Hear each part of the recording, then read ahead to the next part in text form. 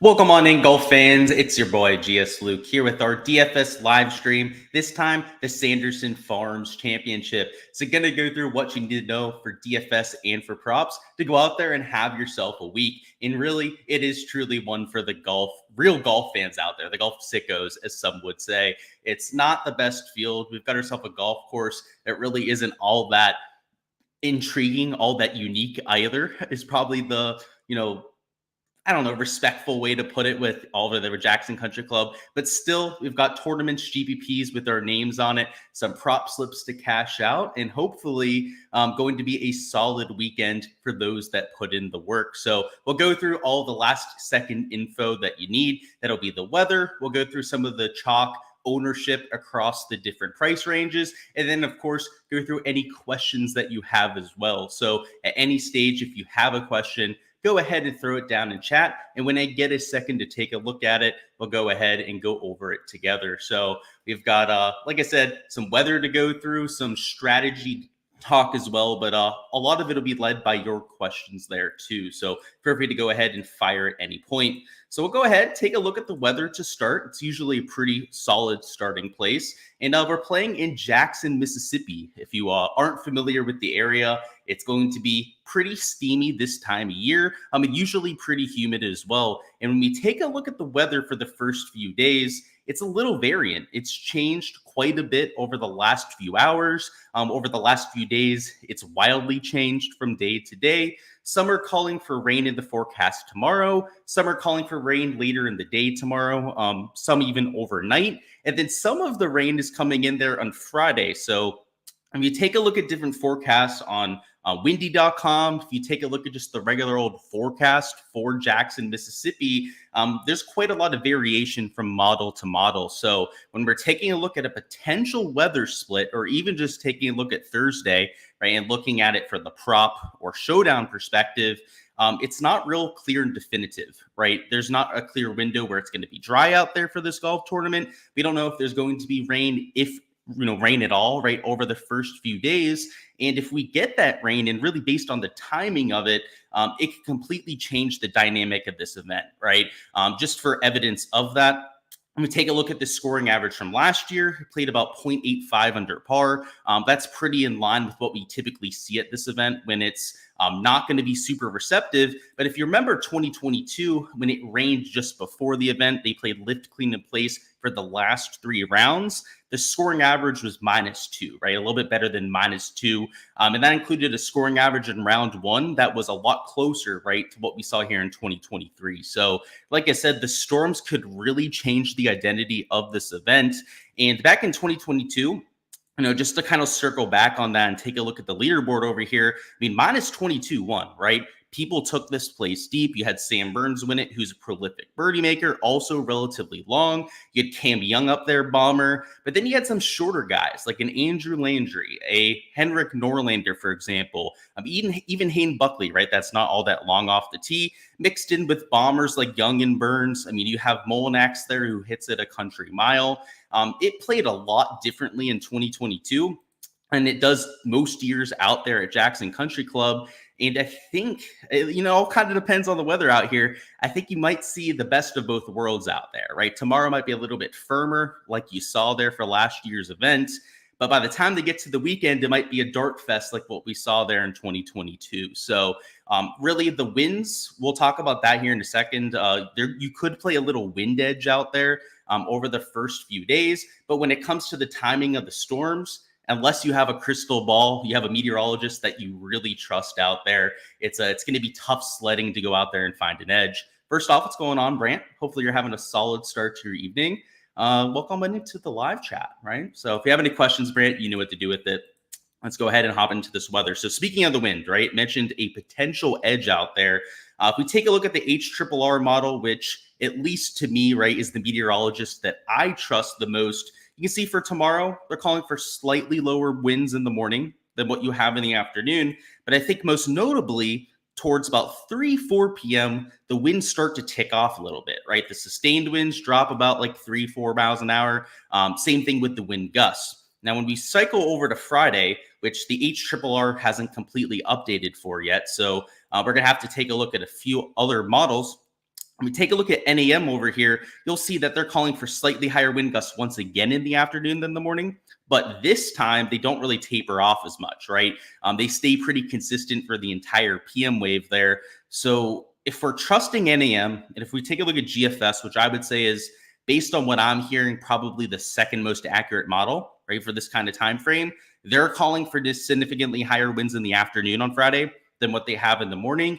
Then maybe you play the PM AM wave, right? Because tomorrow the winds are supposed to die down a little bit, right? Even in this GFS model, you can see towards like 4 p.m., right? The winds are supposed to die down just a little bit. If you take a look at this NAM model over here, they're calling for the same thing, right? Right around 4 p.m., actually a little bit of a storm coming through, which might even put a little bit of rain on the golf course, which could help out the players, but also the winds to die down for the last 3 or 4 hours of play.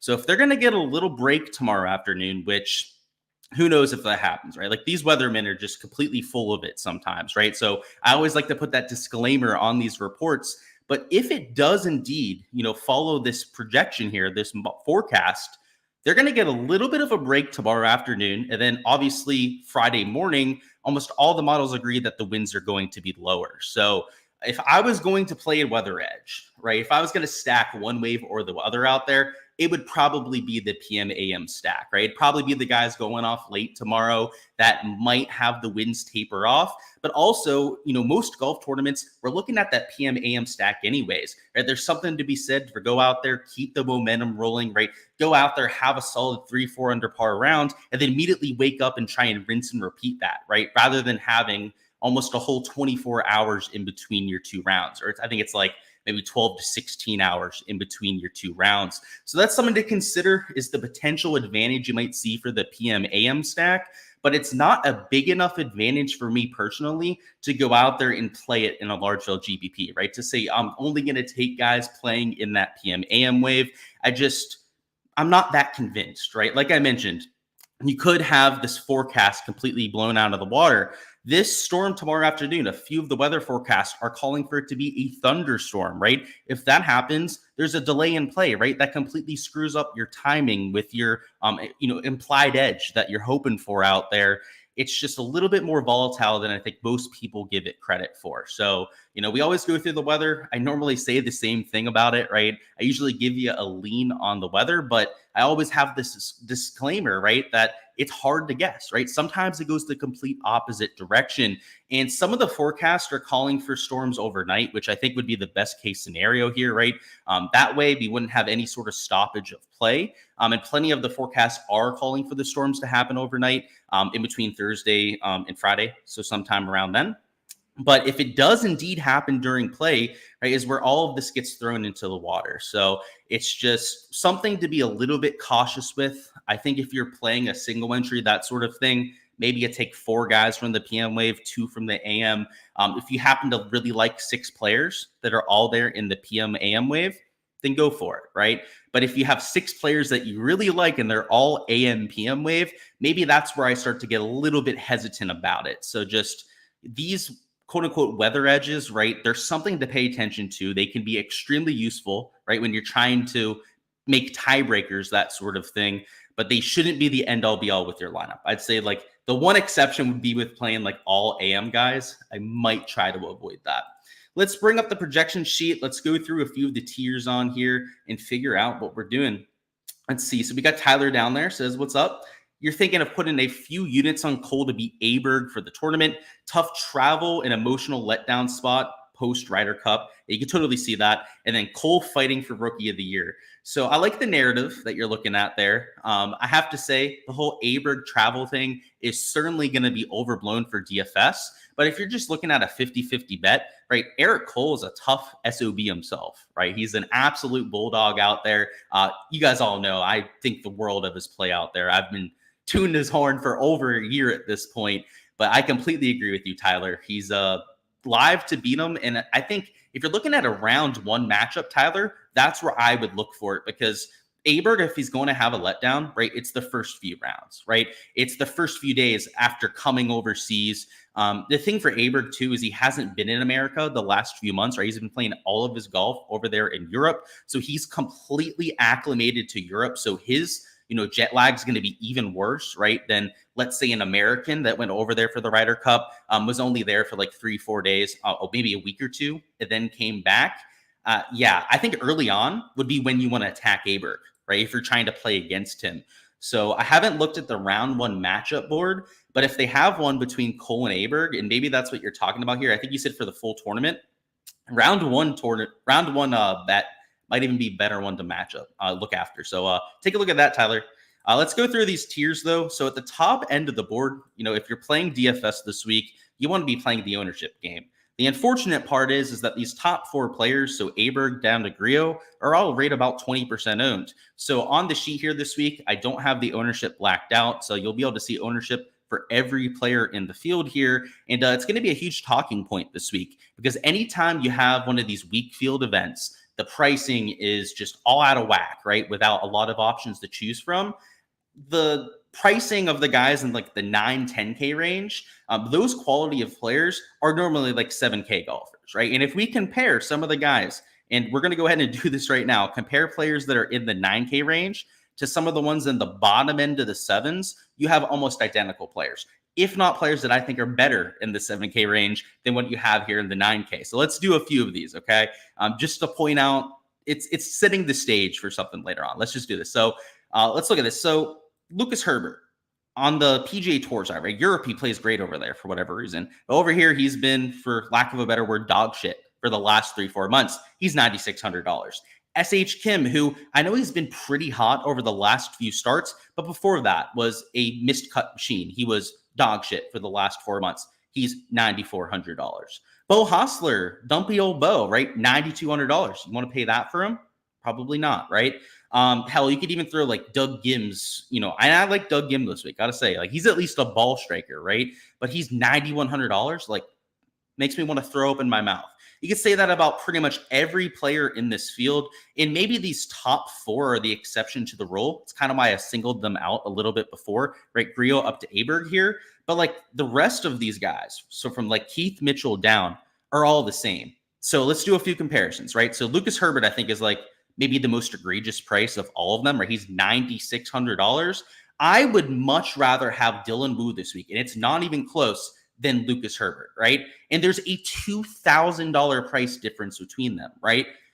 So my point this week is, unless you really like a player in the 9K range, just fade them. You're going to have people that play these 9K players just because people are going to spend their salary. So while Lucas Herbert should probably be like 1% owned at his price tag, he's what? 12% owned, 11.6% owned. Keith Mitchell at 10 grand should probably be 1% owned, right? He's, for lack of a better word, dog shit, right? Even in these sort of fields, right? He doesn't separate himself. He's what? 15% owned. Like, it's the kind of week to pick out players that you're just going to fade. And, I hate to pick on people, but we pointed out a few, right, that are prime fade candidates, like especially Lucas Herbert, that you just box out, right? And you may say like, oh, he's lower owned than some of his peers. He's still 11-12% owned. You fade him, he doesn't get there, which, by the way, it's very likely he doesn't get there, right? You're looking for the top 6 players out of 144 this week.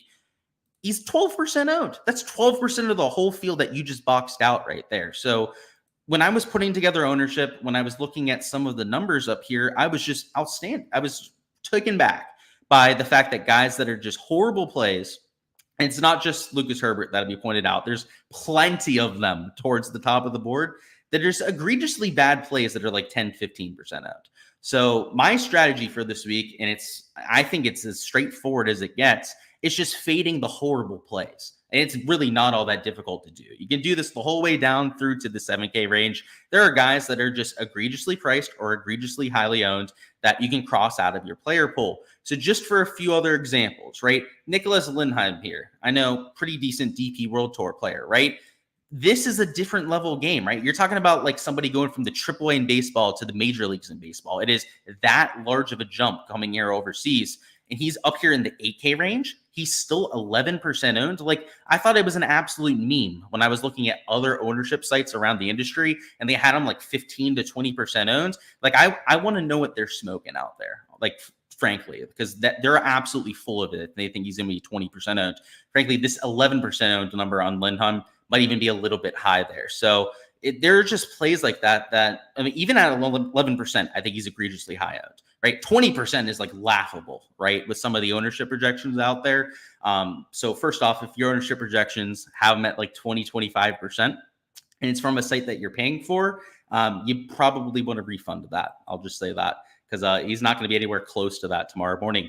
But there are plays throughout the entire player pool that fit that description, right? I mean, if you go down here, like Hayden Buckley's 12% owned. Like there are some guys here in the mid 7K range that I kind of get it on, that like are ball striking coming in. So like I can see why they're like 10-12% owned. But like even, I guess down the 6K range, there's not that much chalk down there. But just fade the guys that are obvious fades.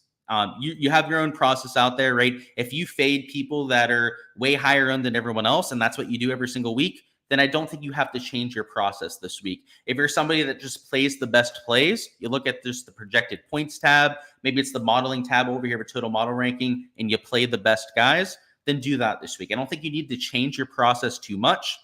But for me specifically, there are just guys that were just so easy to cross off this week. That's the way that it made the slate easy for me, frankly, right? Normally, it's pretty tough to fade guys up here in like the 9 and 10K range. But this week, there are guys that are just sticking out like sore thumbs. And a lot of them, right, kind of like a Lucas Herbert. You can tell I'm not playing him this week, okay? He's like 12% in. Like, I just don't get it. Like, and hopefully, like, just for the sake of the community, right, he comes in single digit owned. Because if he actually is like 11% owned, like I'm calling for here, I frankly don't get it. Why are we all playing Lucas Herbert? Hey, if anyone out there is a huge Lucas Herbert fan, I apologize, but like, let me know why you're playing him. Like, I legitimately don't understand it. Let's see. We got James down there. What's going on? What's my thoughts on Novak, Hardy, or Buckley? So I'm assuming you're trying to choose between the bunch there. So let's see. So Hardy's getting some ownership. Buckley's also getting quite a bit of ownership. And then who was that last one there? Novak, right? So if you're going with Novak, you're going to save a little bit more salary, and because he's a little bit cheaper down here at $7,100. What I also like about Novak is also significantly lower owned, right, than the other two options. So it kind of depends on the rest of your build. If it's a little bit contrarian, right, I have no problem taking one of the chalkier plays, right, like a Hayden Buckley. I would have no problem with you taking him as long as the rest of your lineup is pretty contrarian. On the flip side of that, right, if it's a little bit chalky, then maybe you do want to go down, take a Andrew Novak, right?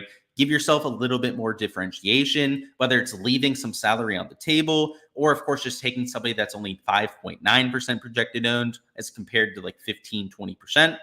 I think that's going to be extremely valuable in certain situations. Any thoughts on Lindheim? I think he's overrated. He's, again, making the jump over here to the PGA Tour. Hasn't played that much professional golf ever since returning from injury. I just don't get the thought process on why he's going to be chalked this week. Nice breakdown, man. Round one, it's Aberg versus Jaeger. So, yeah, I'd still take Jaeger, right? It's more so attacking Aberg than anything. So, yeah, if you're looking at just a round one matchup, I think that's pretty fair to Tyler. I'd rather do that than the full round thing, because he's an absolute animal, right? Aberg's the best player in this field. For full transparency, I'm playing him this week in DFS. Like, he's going to be one of the bigger leverage pieces that I'm trying to get to. Like, he's going to be probably my highest owned player this week. With that being said, I think that damage happens on the weekend, right? I think maybe round one, probably for sure round one, frankly. Probably round two, too. He might be a little bit sluggish, but by the time we get to Saturday, Sunday, right, he's going to be a lot more acclimated. So for Showdown Saturday, Showdown Sunday, love Aberg if he can make the cut. And in general, I think he might move up the leaderboard quite a bit too. So yeah, I like that round one matchup a little bit more. That's why I was kind of, steering you that direction, because that's how I see this week happening for Aberg. I could be completely wrong, right? But that's my take on it.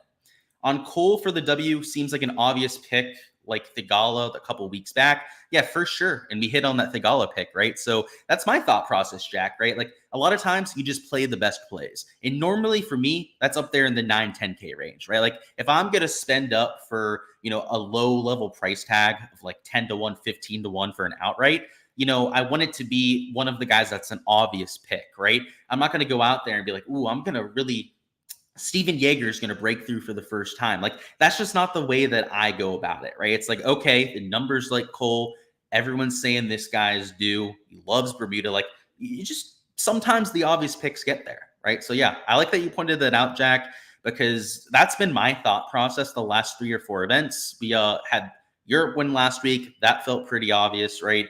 We hit Thagala before that, and we had Xander, right, as our outright point winner at the Tour Championship. We hit Victor Hovland the week before that.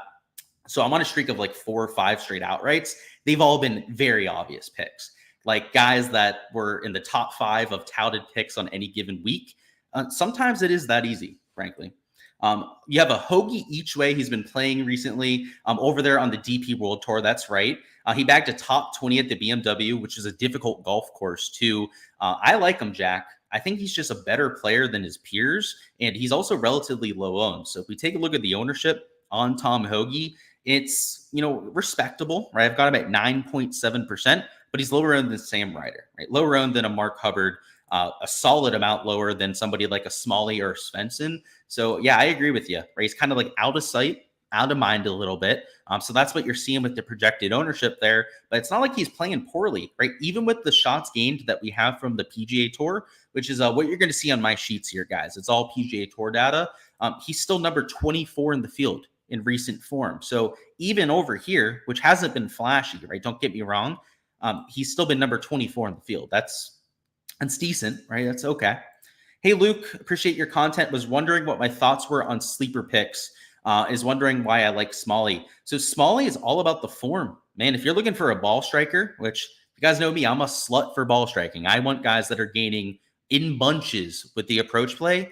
He's your number 1 guy in the field. So pretty easy answer for me. The guy flushes it with the long irons.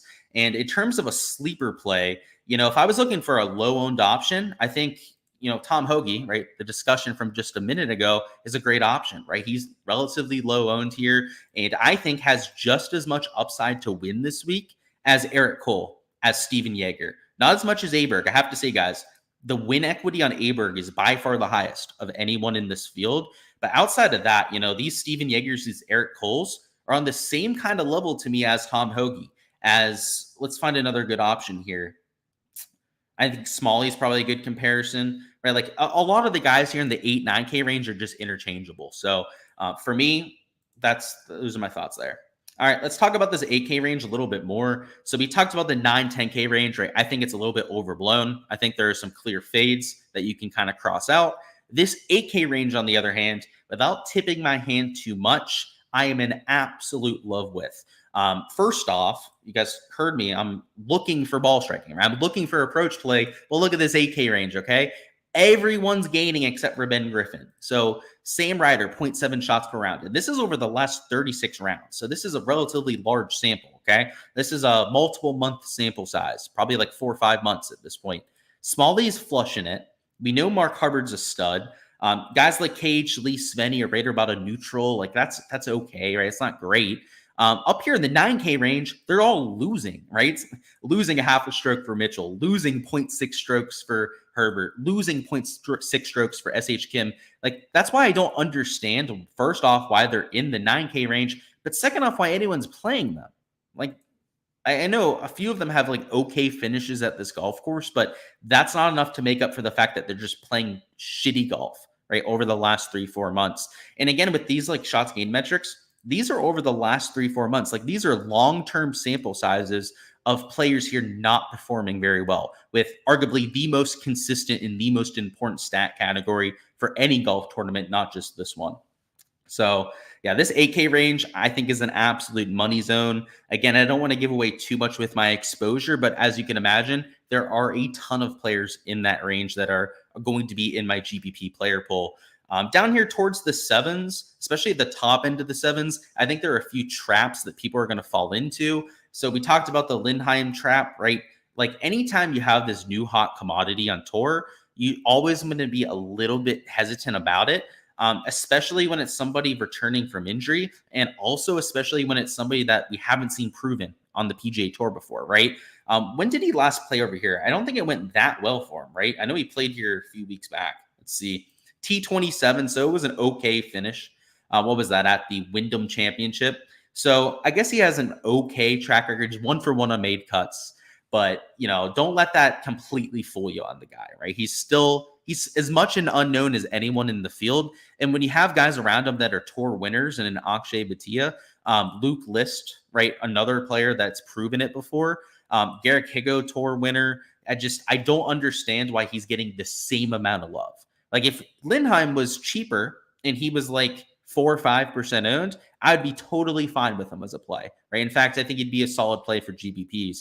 It's just when he's priced up like he is, and he's also getting the ownership, I can't get there myself. Down here in the sevens, so there's a little bit of chalk on Dylan Wu, right? We mentioned that in our core plays video, that he would probably be like 14, 15% owned, and that's exactly what we've got. So no real surprise there. I'm eating the chalk on Dylan Wu. You have 12% owned Nick Hardy, 11% owned Peter Kest. That's a little bit nasty, hard to swallow there. Got Turan, Hayden Buckley, I pointed out before, at like 12% ownership. So you don't want to be playing all of these players, right? If your player pool is, Nick Hardy, Kest, Hayden Buckley, Kevin Yu, and Dylan Wu, if you're playing like just those 5 players from this range, you're going to run into a lot of leverage issues, right? You're going to be playing all the chalk here. And there are guys here that are absolute, gems, right? What is the word for it? Diamonds in the rough, right? That you're looking for. So like a David Lipsky, that's 4% owned. Nate Lashley is only like 8% owned. That's half the ownership of Dylan Wu, right? So you can play some chalk here, right? There's some chalk I'm playing like a Kevin Yu. There's a few other chalky pieces here that I'm taking as well.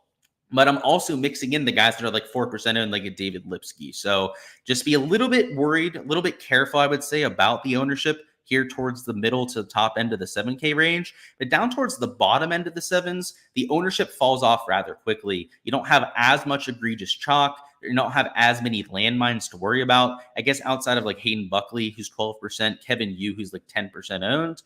Your highest owned players down here are like Andrew Novak, who's 5.9% owned, a Carson Young there at 6%, and a lot of guys that are like 2 to 3% owned. So players that you can take in 7 to 10% of lineups and get plenty of leverage in GPPs, your usual kind of stuff, right? In these kind of GPP contests. Bottom end of the sevens is usually a little bit more spread out than the top end, and that's exactly pretty much what you're seeing here in terms of ownership.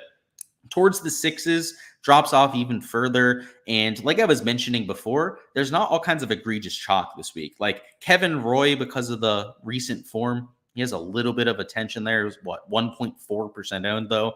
So like I said, nothing insane in terms of ownership. Kevin Kisner, Jason Duffner, right? Especially Duff Daddy. He's been playing like an absolute G over the last month. You can see he's number 3 in the field in recent form. He's getting a little bit of attention for that. Kevin Kisner, of course, played pretty decently last time out. He's also getting a little bit of attention for that start. But outside of those, I guess Matthias Schwab, because of his form, outside of those 3-4 players, everyone is essentially unowned, like 0.2, 0.1% owned. So if you have any hot takes this week, especially towards, let's say, like the top end of the sixes, you can mix them into a few lineups, right? You guys know I'm an absolute slut for the approach play. So Charlie Hoffman, welcome to a few of Gsluke's lineups, right? So that's how I'm going out there and adding a few players, right? And you can see Charlie Hoffman also getting a little bit of exposure, right? I got him at 1.6% owned. That's because people love their approach play, right? And if there's one thing that draws people to play guys down here in the 6K range, it's when they see somebody gaining about a half stroke per round with the irons.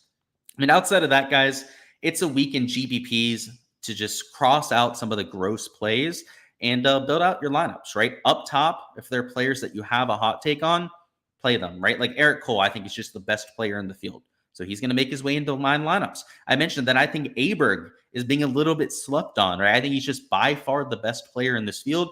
And because of the Ryder Cup narrative, I've got him at 23% owned, which is he's the highest owned player, but he's not the highest owned by very much. That to me is a huge mistake, especially because he's only $10,900. So in GPPs, that's how I'm attacking it, right? Finding a few spots that I really want to leverage to the field, and then just playing the ownership game for the rest of the spots there.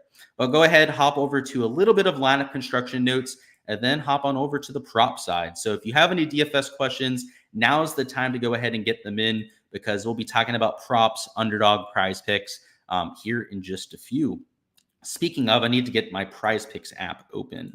I have a it's like a mobile version of Prize Picks that I can bring up on desktop. So we've been using that for the last few videos.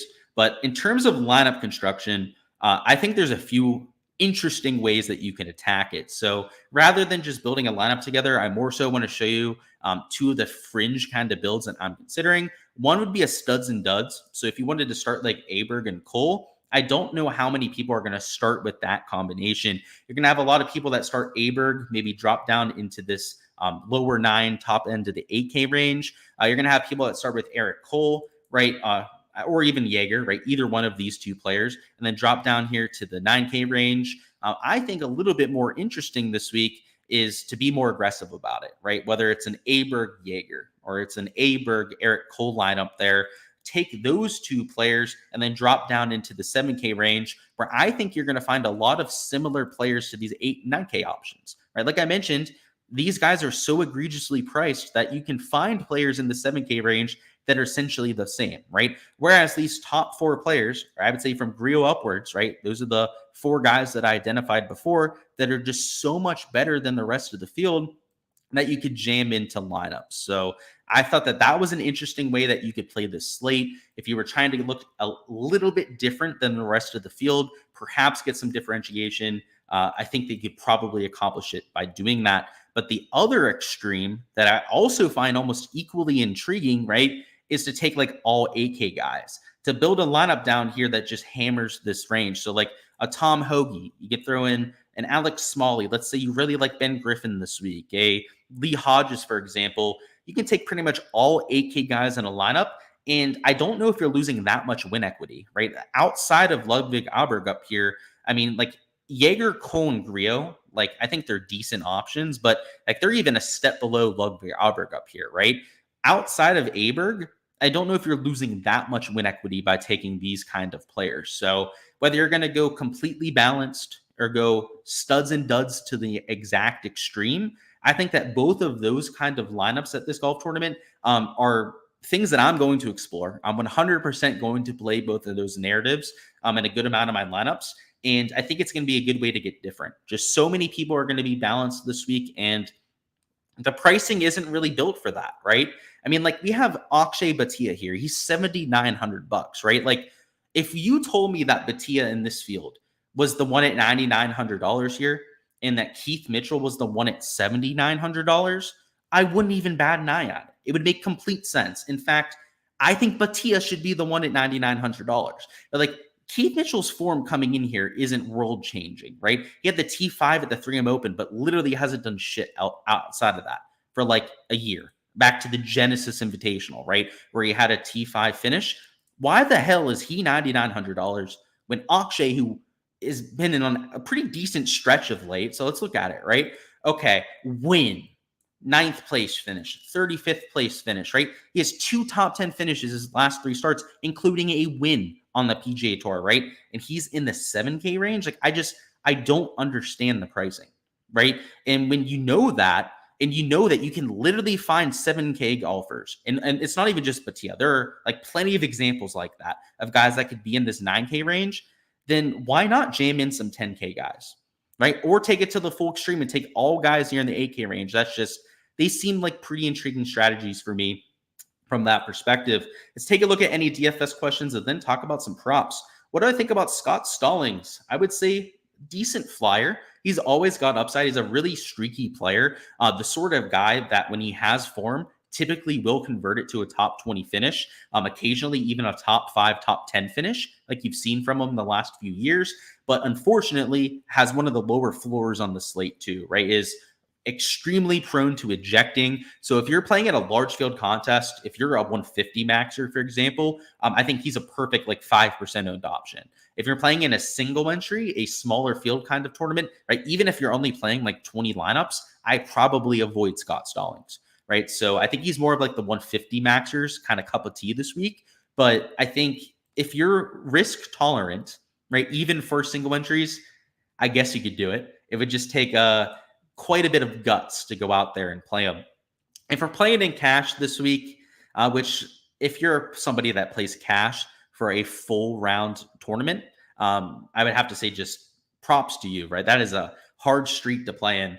But if I was going to, I'd be jamming in Aberg. I would probably be jamming in Cole in every single lineup. If you are a little bit worried about Aberg's fatigue, maybe you take a Steven Yeager instead of, somebody like Aberg, but I would definitely go that studs and duds kind of approach. And then down here in the 7K range, that's where like Dylan Wu is completely indispensable. Like you have to play Dylan Wu in cash. Heck, I'd even throw like Akshay Bhatia into that, right? Like he's egregiously mispriced down here. Kevin Yu at $7,300, right? Like he's also, in my opinion, a solid $1,500 too cheap. This is where you just throw those guys into lineups, right? And that was like, 4 or 5 guys right there. You probably have to take like one 6K guy to make that kind of lineup work. I would be totally fine with that, right? Especially if it's like a Charlie Hoffman, someone in this kind of range right here. So it's for cash. I'm definitely not playing cash this week. Again, just for full transparency purposes, but that's how I would approach it from that side. In terms of props, it does look like the underdog board is starting to get a little bit sharper as the week has gone on. Undoubtedly, when it first opened, underdog was way too positive on some of these props and was more so pricing it like it was in 2022 than what we saw there last year. So if you're just hopping into the stream, guys, last year is going to be a lot more similar to what you see in terms of this year's conditions, where I played about 0.85 under par. The reason why I say that is there in 2022 when it played about 2 strokes under par, which is where underdog had it priced when the week first opened, was when it had a ton of rain, right? They had rain coming into the week. They had essentially no wind for the entire golf tournament. They were also playing lift clean in place. It's just going to be a completely different set of circumstances, right? There hasn't been much rain in the area for the last few weeks. It's going to be a little bit windy out there tomorrow too, especially towards the middle half of the day. So I think a scoring average, you might see like 1 under par tomorrow. But again, a lot closer to this 0.8 under par than what you saw in 2022, where it was a whole 2 strokes under par. So even as of right now, there is some value out there. There are some props that you can 100% take. The one that catches my eye that I took earlier in the week that hasn't been bumped, which frankly I don't understand it, is the Steven Yeager prop. He's still at 69 strokes. He's at 69.5 on sports books, and he's also ever so slightly juiced towards the over. So not only are you getting a half a stroke discrepancy, but you're also getting the juice in the proper direction, right? It's not like he's 69.5 and juiced under, like you'll see for a lot of props over here on like these prop sites, these DFS sites. It's the opposite direction, right? You have the 0.5 strokes and the juice working in our favor. So I went ahead and took the Steven Yeager prop. He's in the PM wave, which I think might play marginally more difficult than what we have in the morning. And then in terms of a pair, there have been quite a few bumps throughout the week. Like I said, the board has kind of started to adjust here. Let's see if we can find another piece of hanging value. I'm sure there's got to be at least something that didn't bump, right? I mean, hopefully. It's almost every guy I'm looking at here has been bumped. So that's kind of unfortunate. That's what happens. There was value out there. There were people priced at projections that just made no sense. So it makes sense why we saw them bumped, but it's kind of a bummer, right? So let's see. Even Aberg got bumped. They had him at 1.5 bogeys. He's up there to 2 now. So I would 100% include this Steven Yeager prop there. The unfortunate part is that we can't take 2 strokes fades. So if we hop over to Prize Picks, you would see that, let's see, what do they have Hubbard at? They have Mark Hubbard projected at 70.5 strokes, right? So there's a whole stroke discrepancy between Prize Picks and Underdog on their Mark Hubbard strokes projection. So maybe we keep his strokes projection in there, and then we fade Steven Yeager for bogeys. The reason why we'd have to do that, of course, if you wanted to play both the strokes props for Mark Hubbard and Steven Yeager, you're going to get an error from the system. Unfortunately, Underdog doesn't let you take 2 props of the same direction on the same prop. So if I was going to enter anything right now, it would probably be these 2. I already maxed out Steven Yeager, so I can't go ahead and add that prop. But maybe we'll find a little pairing here for Mark Hubbard, because that whole stroke discrepancy makes a lot of sense. I know he's in the AM wave, but still, shooting 3 under par at this golf course is by no means a gimme. Shooting maybe 1 under par might be a gimme at this golf course, but certainly not shooting 3 under par like we have Mark Hubbard projected at. And perhaps we can find a little pairing for this one. We got time here. We got another 5-10 minutes before I'm going to hop on out of here. So like I said, if you do have any questions, throw it down in chat, but we'll probably find a pairing here for Mark Hubbard here too. Who's the best ball striker in the 7K range? Great question. So if you're talking the whole 7K range, and we're including up to Luke List, it's Luke List, right? What is Luke List? He's $8,000. So I guess he doesn't count as a 7K golfer. Your best few would be an Akshay Bhatia. In terms of shots gained metrics, he would be number one. Kevin Streelman, believe it or not, is one of the better ball strikers. Callum Turan is a gainer across both categories. So that's a little bit rare there. Cameron Champ, right flusher off the tee, has actually been pretty good with the irons over the last 3-4 months. Andrew Novak, pretty damn good ball striker. Matthew Neesmith and Ryan Palmer would be some of your better ball strikers. And in terms of pure shots gained metrics, I think Ryan Palmer is actually the number one shots gained guy. Yeah, in terms of pure shots gained, per the metrics, it's Ryan Palmer. So yeah, if you're looking for the best, good old Ryan Palmer at his age of like 40, 42 or something like that is still the number one striker. That is incredible. Good for him. All right, so let's find a pairing here for Mark Hubbard. Again, if you have a DFS question, I will circle back on those too. But let's find a pairing for Mark Hubbard. So they had Alex Noren at 3.5 birdies. I considered taking the over, but I had Tom Hoagie, who I got at 3.5 birdies, who was a much better prop than Alex Noren. Only reason I say that is because first off, Tom Hoagie's in the AM wave, so he's going to have the slightly better conditions. But on top of that, he was also the number 21 birdie maker on tour last year, whereas Alex Noren was like number 153.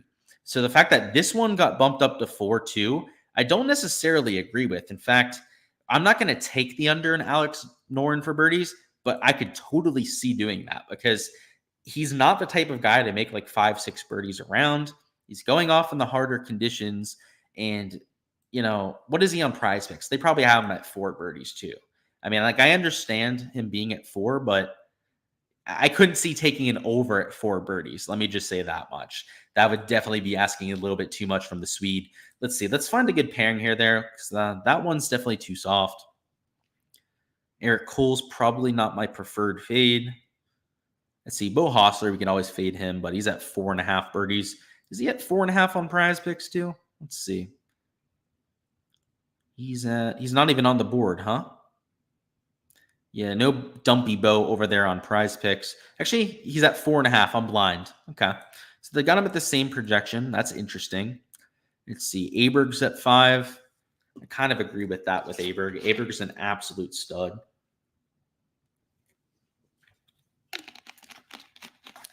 The Hughes props seem pretty fair, I'd say, outside of his bogey prop.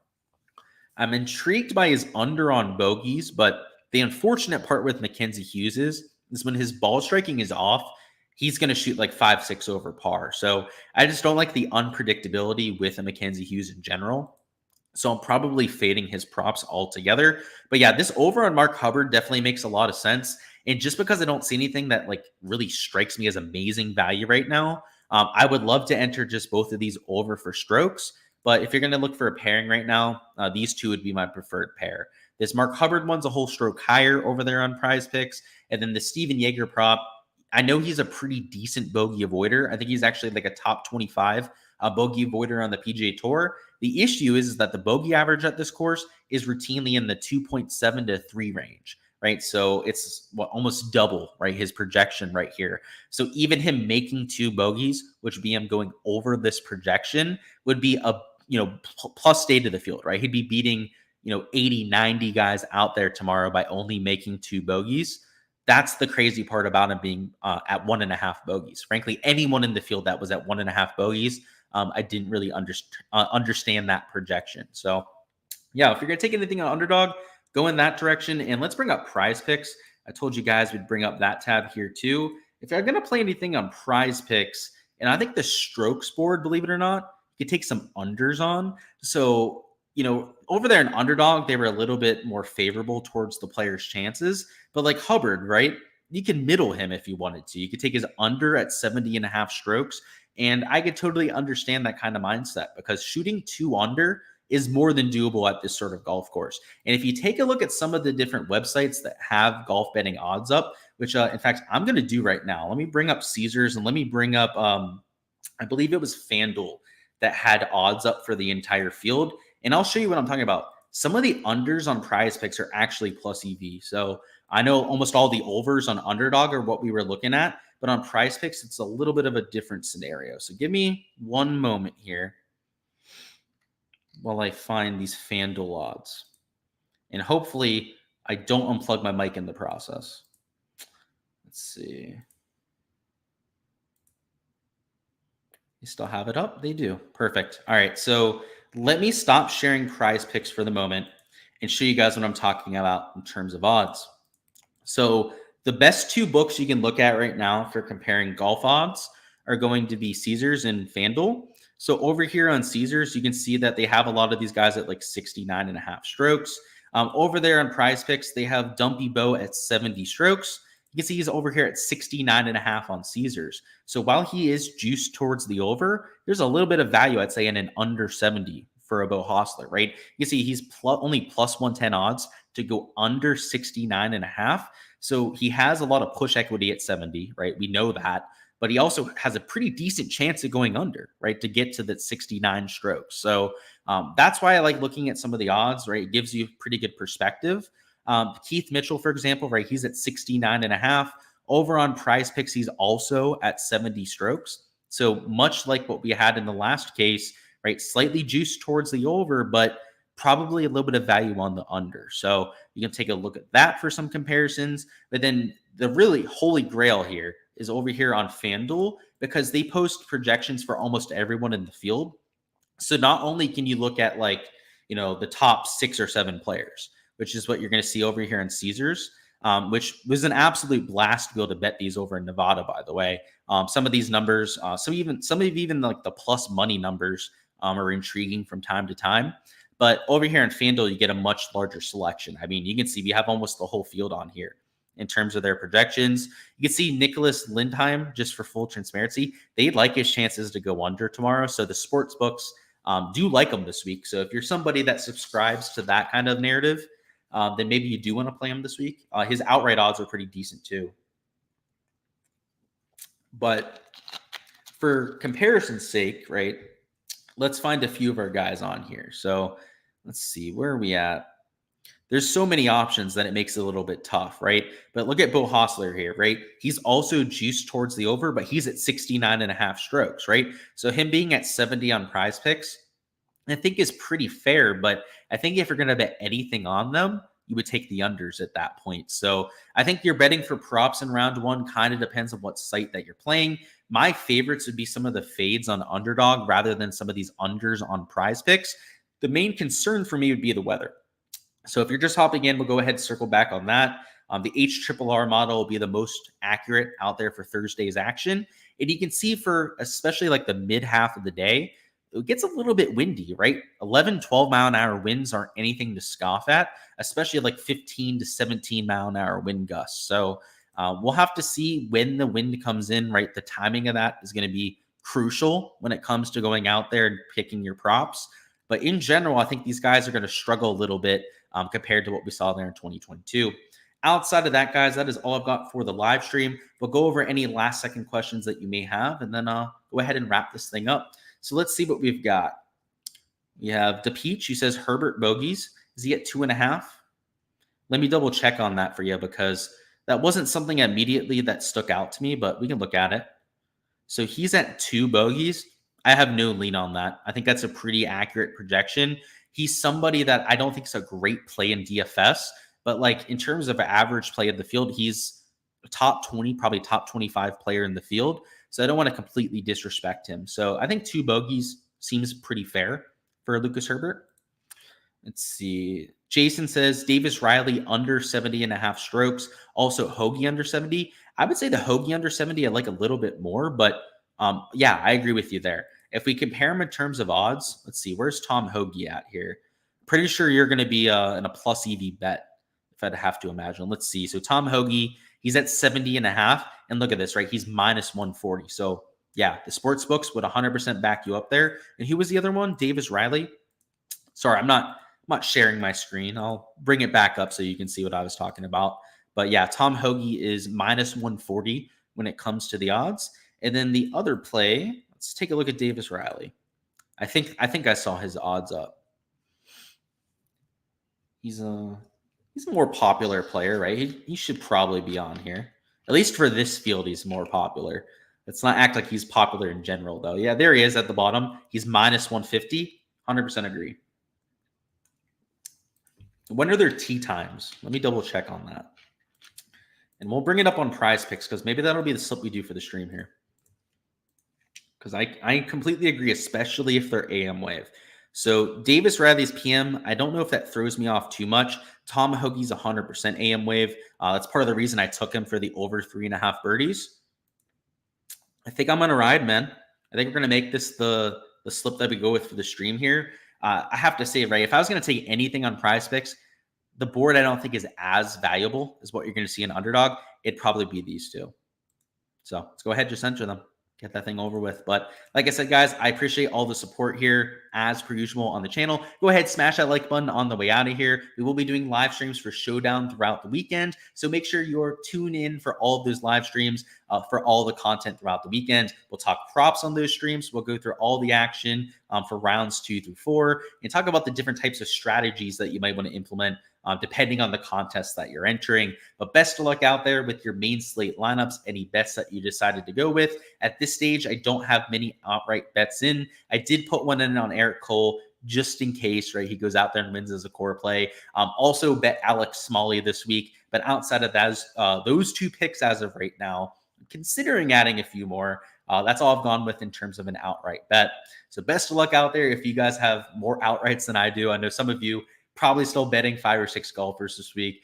So best of luck to all of your portfolios out there.